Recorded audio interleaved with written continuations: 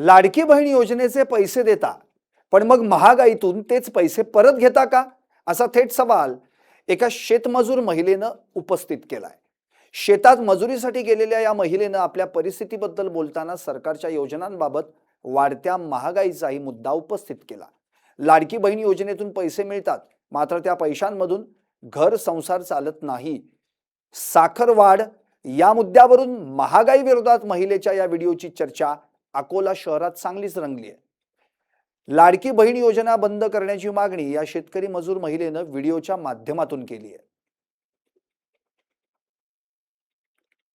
काय लाडक्या बहीणच्या महागाई वाढली काही, मग मी काय म्हणतो बंद करून टाक ना म्हणा लाडकी बहीण.